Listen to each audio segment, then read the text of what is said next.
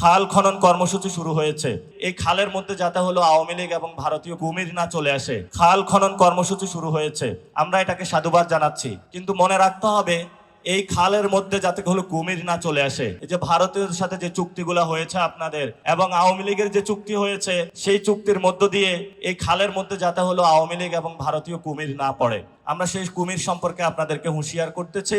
এবং পুরো বাংলাদেশের দিকে তাকালে আমরা দেখি দর্শন হচ্ছে, বিচার হচ্ছে না, সংস্কার প্রক্রিয়া হচ্ছে না। এবং গতকালকে শহীদ মিনারে একজন নাগরিকের জীবনহানি হয়েছে, নাগরিকদের কোনো জীবনে নিরাপত্তা নাই। সেই জায়গায় আমরা দেখতে পাচ্ছি কোথায় একটা বাতি বন্ধ করতে হবে, একটু স্ট্যান্ডবাজি করার জন্য গাড়িটা দাঁড় করিয়ে রাখতে হবে, এবং একটু কোদাল দিয়ে কোথাও যা দুই হলো কোদাল মাটি তুলতে হবে।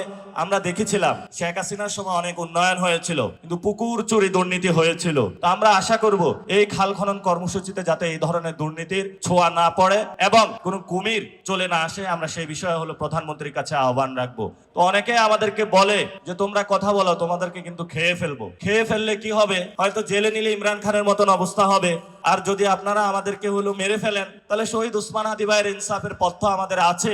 আর যদি বেঁচে থাকি, চাঁদনাবাজি, সন্ত্রাস, দুর্নীতির বিরুদ্ধে আমাদের লড়াই চলবে।